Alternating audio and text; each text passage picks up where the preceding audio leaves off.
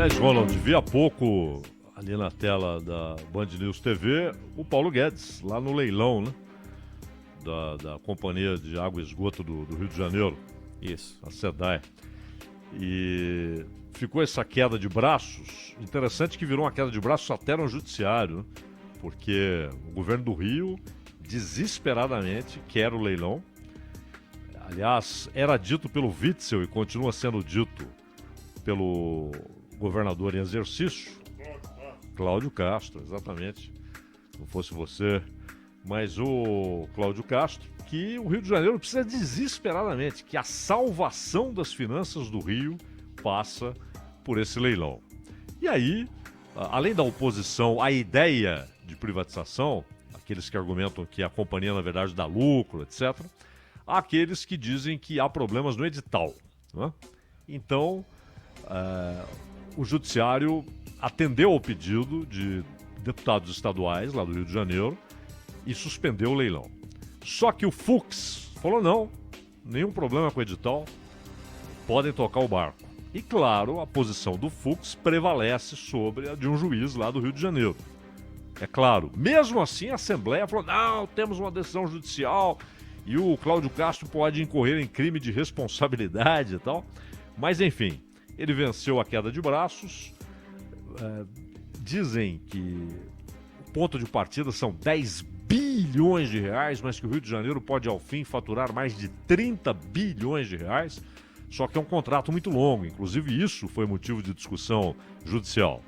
Porque o juiz, aquele que deu ganho de causa ao pedido dos deputados, afirmou não pode ser mais de 25 anos. Mas o edital fala em 35 anos. E o interessante nessa história, a gente já vai falar do Paulo Guedes, que ele está lá. É que o governo federal disse o seguinte para o Rio de Janeiro: sabe aquela parcela da dívida que você não pagou em setembro? Sônia, Ronald, o que acontece quando um estado não paga? Ele deixa de receber o tratamento de alguém que está em recuperação fiscal. Ele deixa de receber esse tratamento. O Rio não deixou de receber. O governo federal falou, compreendemos, você não tinha dinheiro para pagar. Só que lembra o que você deu em garantia pela dívida? SEDAI. Está na hora de fazer esse negócio andar, não é? Então o governo federal pressiona para que haja o leilão, que está acontecendo agora, não é? Inclusive com a participação do próprio presidente da República, teve aquele almoço com empresárias no centro de São Paulo, né? Acho que ainda está lá, almoço desse pessoal geralmente é mais tarde, né? Inclusive as imagens que eu vejo aqui, o que tem de policial militar ali, tá parecendo a porta da casa do Dória. Eles estão lá no centro da cidade, tem onde acontece o leilão, fisicamente em São Paulo, lá na B3. Exato. Então, o que aconteceu? Uma pressão do governo federal, o Cláudio Castro querendo o leilão, como o Witzel queria, e resistências na Assembleia, o que é normal, faz parte do jogo, tudo isso é normal. Mas aí a Justiça decidiu no Supremo, decisão do presidente do Supremo, o edital não tem problemas, e derrubou aquela decisão liminar de um juiz do Rio de Janeiro. Então, agora resta saber quanto que o Rio vai faturar, quem vai ganhar o leilão, o contrato de 35 anos. E aí entra um aspecto interessante que a Sônia já tratou aqui, que o Ronald já tratou aqui. Me lembro, no ano passado, a gente já falava desse assunto, que foi de repente, aquela água saindo da torneira com cheiro, com cor, com gosto terrível. Aquilo não era água, né? Aquilo tinha água, mas era água misturada com algas, um negócio terrível. E aquilo, inclusive, foi usado pelo Witzel para dizer, tá vendo? Tem de privatizar. São coisas diferentes, não é? Se você tem uma companhia... Inclusive, o presidente da SEDAI saiu, foi afastado. Trocaram o comando. Porque não pode. Você fornece água para milhões de pessoas e, de repente, começa a fornecer um troço estragado, sujo, colorido, cheirando mal, com gosto ruim. E água. Não é um negócio que o sujeito fala, não vou comprar isso. É água. Tem de tomar banho, tem de cozinhar, tem de lavar. Você precisa de água. Tem de beber. Senão ninguém vive. Precisa de água. A água é a expressão do que é vital, é água. Sem água não há nada, não há nem comida. Então o Witzel aproveitou a ocasião e falou, tá vendo, tem de privatizar. Aí, passado um tempo, a situação melhorou, a água ficou menos ruim, porque boa nunca foi. Janeiro deste ano, o que aconteceu? Os fluminenses abrem as torneiras em boa parte do estado e veio água, ou um troço que tinha também água, né? Líquido. Colorido, com cheiro ruim e com gosto ruim. De novo. E aí foi a vez do Cláudio Castro dizer, tá vendo? Tem de privatizar. São coisas distintas. E o que a gente espera, o leilão é importante, o Rio de Janeiro está precisando desesperadamente desses bilhões de reais, mas o que a gente espera é que quem for tratar da companhia ofereça água de qualidade, água. E claro, água tratada, né? Não água destratada. Não um troço que tem água também. E claro, com contas que a população consiga pagar. Porque muitas vezes o jeito de falar, agora o negócio é meu. Não tem o concorrente. Tem o concorrente? Não. Eu sou dono desse negócio. É um monopólio, é uma concessão e eu adquiri um monopólio por 35 anos. Correto? Não é hereditário, é uma concessão. Você não é dono, mas você manda. E agora eu não tenho concorrente. Como é que eu vou recuperar o dinheiro que eu estou pagando para o Estado? Vou aumentar a conta? Então é preciso garantias, exigências de todas as obras necessárias para que esse tipo de problema não se repita, para a ampliação do fornecimento com água de qualidade, para investimento em rede de esgoto, porque não é só uma companhia de água, é de água e esgoto, e claro, a garantia de que os preços serão justos. Tem de ter o lucro? Tem. O cara não vai comprar porque ele ama ver as pessoas recebendo água em casa. Ele vai comprar para ter lucro. Não é? Lógico, isso é normal. Então tem de ter o lucro, tem de ter o custo das operações, funcionários, etc.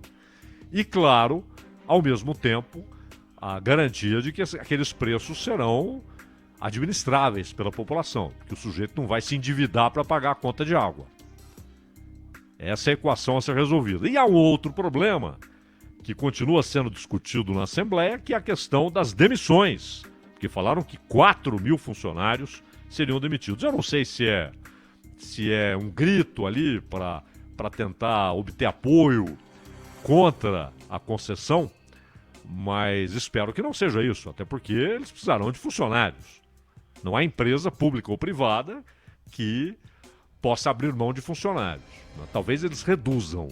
E aí a gente vai ver o tamanho do estrago para os trabalhadores lá da companhia.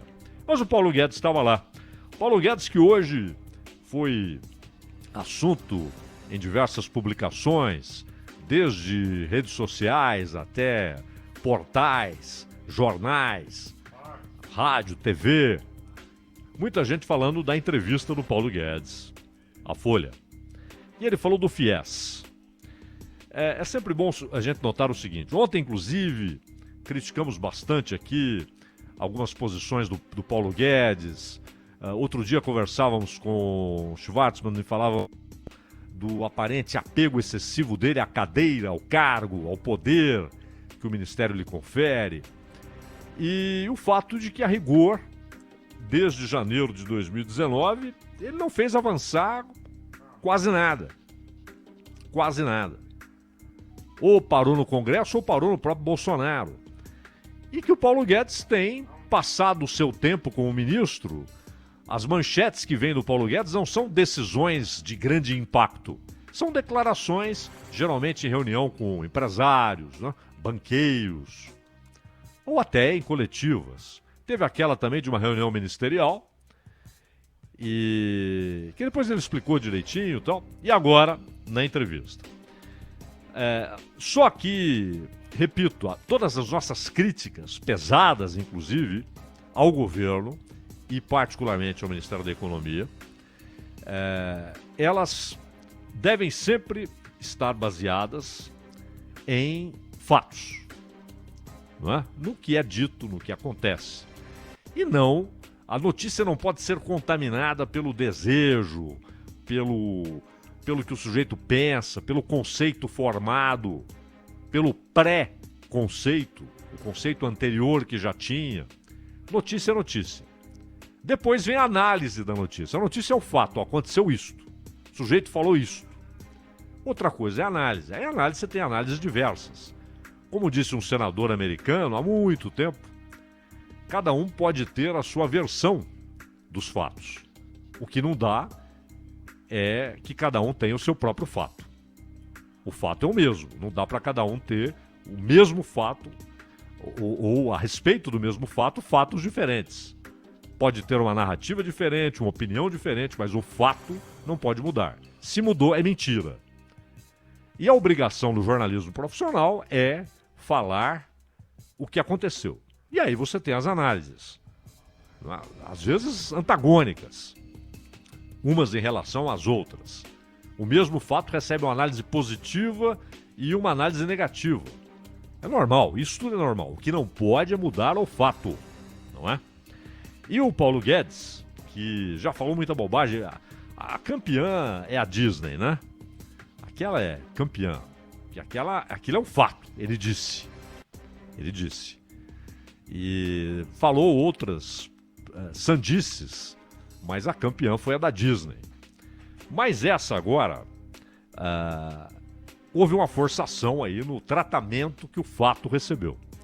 E não pode, noticiário, manchete, não pode. Então, o jornalista quer ir lá, não é? Escrever um negócio por sua própria conta, na sua rede, esses troços aí, na sua participação na rede de comunicação aí das pessoas, então tudo bem.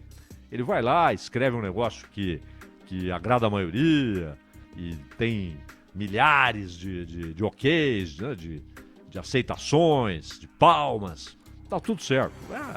Agora, no noticiário de um veículo profissional de jornalismo, não pode mudar o fato. O Paulo Guedes, ele falou do FIES. E aí ele falou aquele negócio que o porteiro disse pra ele que... O porteiro do prédio onde ele mora, né? Falou assim, Doutor Paulo, ele fez questão de...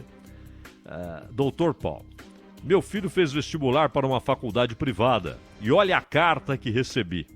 A carta dizia, parabéns pro filho dele. O senhor foi aprovado com média e tinha um espaço. Era uma carta padronizada. E no espaço a média 0. Que não é nem média, né? Então, o Paulo Guedes citou esse troço. E aí isso virou, e é difícil desvirar, né, quando o negócio se espalha, que ele estava se opondo à possibilidade do filho do porteiro cursar a faculdade. Repito, Paulo Guedes já disse sandices, inclusive demonstrou um preconceito que depois ele tentou driblar com explicações, mas naquela história lá da Disney, empregada doméstica indo pra Disney e tal, quando falava do dólar, do câmbio, né? E ali realmente ele falou, ele acabou expressando um conceito firmado, um conceito vigarista, um conceito cretino, que não tem nada a ver. Mas nesse caso aqui foi outra coisa que ele disse. Ele estava falando do FIES. Basicamente é o seguinte, ontem falávamos aqui do Milton Friedman, que tem aquela máxima, não existe almoço grátis. Alguém paga. Você pode ir lá comer, não desembolsar um centavo, porque você é um convidado. Pode haver milhares de pratos ali à disposição e você não paga por nenhum, a bebida, porque você foi convidado. Mas alguém pagou, é claro. Então, no caso do FIES, há uma decisão muito boa, de que dinheiro público seja usado para abrir portas de universidades para pessoas que não têm dinheiro. E por N problemas, até pela escassez de vagas, né, não consegue entrar numa faculdade pública e não tem dinheiro para pagar uma faculdade particular. Então, escuta, vamos usar dinheiro público? Claro, quem paga? A sociedade. Mas a sociedade, majoritariamente, até porque o Congresso a representa, né, a sociedade concordou que era um bom uso do dinheiro público. Perfeito. Aliás, o próprio Paulo Guedes, ele disse que esses programas são belíssimos. Ele afirmou o seguinte, que o FIES e outros programas de cunho social criados na era petista fazem parte de um belíssimo trabalho e que ele só critica alguns excessos. Qual é o excesso? Quando muito dinheiro foi colocado e aí começaram a aparecer faculdades. O sujeito abriu uma faculdade com a seguinte ideia: a minha demanda está garantida. Está garantida. Por quê? Porque eu recebo dinheiro do governo, voucher, né? Recebo dinheiro do governo e acolho aqui o aluno. O aluno não paga, mas o governo paga. Então, muitas faculdades fizeram um trabalho seríssimo. Na seleção, não, tem de fazer a prova aqui, porque é dinheiro público. Você deve fazer a prova, merecer ficar com essa vaga, porque há outros disputando vagas. E depois, ter um compromisso, aí é uma coisa que qualquer escola tem que ter como conceito primordial. Oferecer a melhor educação, a melhor formação, para que daquela faculdade saia um profissional, seja um médico, um engenheiro, um professor, um advogado, um jornalista, um técnico agrícola, um zootecnista, não importa. Alguém com competência, que aprendeu o que deve ser aprendido. Muitas escolas não abandonaram esse conceito primordial, isso é ótimo. E ao mesmo tempo, garantiram lá a sala de aula cheia, porque falaram, bom, tem quem pode pagar, quem não pode pagar, o governo paga. Preenchi todas as minhas vagas. Outras não. Outras fizeram o quê? É o seguinte, eu quero que o cara entre, porque aí eu recebo dinheiro. Se ele aprendeu o que tinha de aprender, eu vou citar aqui o que eu lembro da minha época. Se ele aprendeu o que tinha de aprender no primário, no ginásio, no colegial, hoje é diferente, né? Como é que é hoje? É ensino básico e médio, é isso? Isso, médio, exatamente, né? Exatamente. Tem ensino fundamental 1, fundamental 2, ensino médio que vai até o antigo terceiro colegial. Exato, se ele aprendeu ou não, é problema dele. Eu vou receber minha grana. E mais, esse cara precisa passar de ano, cumprir rapidamente lá os 4 anos, 5 anos do curso, 3 anos, depende de cada curso, porque eu preciso da vaga dele logo. Né? Eu preciso ir abrindo vaga. Então a fila tem de andar.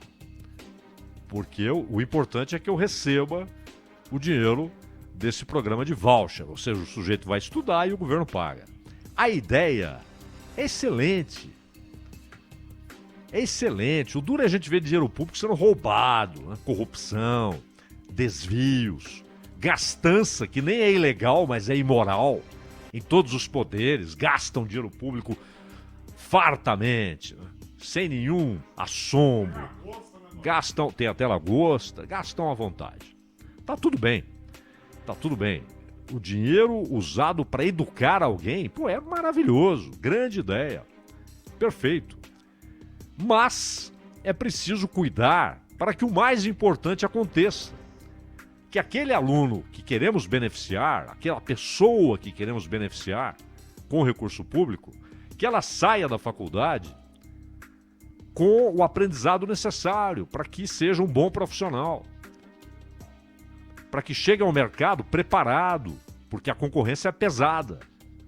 E aí já não tem socorro, aí é a concorrência, tem de estar preparado. E aí, o problema não está só na faculdade. O problema vai desde a base. A história de que não faltou excessivamente as aulas? Passa. Eu tenho visto, Sônia, Ronald, Maria, pessoas que contam a respeito do próprio filho, mães, pais preocupados. porque estão vendo o filho passar de ano, como a gente diz, né? Indo do primeiro para o segundo, do segundo para o terceiro, sem aprender o necessário. Qual é a ideia? A ideia não é passar de ano. Ninguém vai para a escola para passar de ano. Vai lá para aprender. Então a ideia é que você tenha um aprendizado durante aquele ano letivo. E aí, se você aprender pelo menos 60% daquele conteúdo, você está preparado para encarar o conteúdo seguinte. E aí você vai para o ano seguinte com uma base. Quando chegar o contato com aquele outro nível de conhecimento, você tem uma base que vai permitir que você entenda aquele nível de conhecimento. E aí, se você apreender pelo menos 60% daquilo que será ensinado no segundo ano, você vai para o terceiro. E você vai adquirindo conhecimento. E às vezes até aquilo que você não aprendeu no primeiro.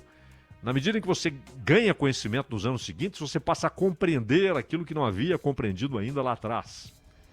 E você vai formando alguém com capacidade para aprender mais e mais e mais, até que chega uma hora que ele fala, bom, vou escolher minha profissão. Há um fetiche por diploma no Brasil. O Fernando Henrique demonstrou isso quando colocou a exigência do diploma para alguns concursos. E não havia nenhum sentido, né? Como se houvesse ali um critério moral embutido no diploma. Então, o sujeito vai prestar um concurso para determinada área ali.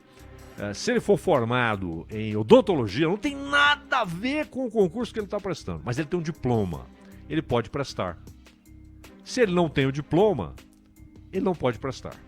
E às vezes o sujeito sem o diploma tem muito mais vocação e capacidade para aquele trabalho público, para passar no concurso, mas ele nem pode prestar o concurso porque ele não tem um diploma e não importa o diploma. A maioria absoluta dos diplomas não tem nenhuma relação com aquele cargo específico, mas há um fetiche pelo diploma. E muitas vezes há carência em diversas áreas técnicas. Teríamos de ter grandes cursos em áreas técnicas, mas essa é outra história. O fato é que chega uma hora que o sujeito fala, bom, agora eu vou escolher minha profissão. O que eu vou estudar? Ou se eu vou mexer com outra coisa, não vou fazer faculdade, ou vou fazer faculdade que eu vou fazer essa aqui, não é? Ele tem de trazer toda aquela base, do primeiro ao 9º ano, para entrar lá na faculdade, depois ainda tem mais 3 anos, enfim, 12 anos, 13 anos, 14 anos, 15 anos de preparo para que ele entre na faculdade com muita base. Mas os alunos estão chegando às faculdades com uma base muito precária, inclusive no essencial, no conhecimento do próprio idioma, na compreensão daquilo que lê, na compreensão daquilo que ouve, na matemática. E tivemos também uma depreciação, quase degradação da qualidade do ensino com algumas reformas. O Brasil faz reformas no ensino desde o Império. Mas aquela do Jarbas Passarinho, no final dos anos 60, ela foi terrível. Então, eu me lembro quando as pessoas falam, pô, antigamente os caras aprendiam latim, pra que isso? E não entendiam que o conhecimento daquele idioma não era só um costume. Aquilo dava uma base estrutural para conhecimento do próprio idioma, do português, do peso das palavras, da lógica da formação das sentenças. Filosofia. Trataram filosofia quase como um curso subversivo, né? Quando, na verdade, a maneira de você combater ideias únicas, conceitos únicos que se espalham, é ter o conhecimento de diversos pensadores, daquilo que foi proposto por diversos pensadores ao longo da história. E além disso, mesmo que o sujeito leia Platão e não goste, mas se ele ler, dificilmente ele vai ficar encantado com palavras vazias, tolas, superficiais de um sujeito que ganha vida no YouTube. Ou ele vai se encantar com um discurso pobre dos nossos políticos. Não dá. Ainda que ele não goste lá da República do Platão, ele vai ter uma base, uma referência em termos de organização de discurso, de lógica, de pensamento, de nível de conceitos debatidos. Seja o Platão, seja o Schopenhauer, seja até o Jean-Paul Sartre, né, tão recente, seja o Kant, não importa. Ele vai ter uma base para refutar o lixo. A música. O Villa-Lobos dizia o seguinte: vamos ensinar Bach nas escolas. Vamos ensinar Mozart. Não é ensinar o sujeito a aprender a tocar. Vamos fazer com que as pessoas tenham contato, as crianças, que elas possam ouvir Bach, que elas possam ouvir Beethoven, que elas possam ouvir Mozart. E digo mais, que elas possam ouvir Cartola, Tom Jobim. Por quê? Elas podem até ouvir e não gostarem. Podem ouvir e falarem, não gostei disso. Mas aquilo vai dar uma base para que quando ela ouvir lixo, ela vai dizer, isso é lixo. Sem o contato, se ela só ouve lixo a vida inteira, liga o rádio e ouve lixo, liga a televisão e ouve lixo, ela acha que só existe lixo para consumir, e aquilo é alimento para a mente, para a alma.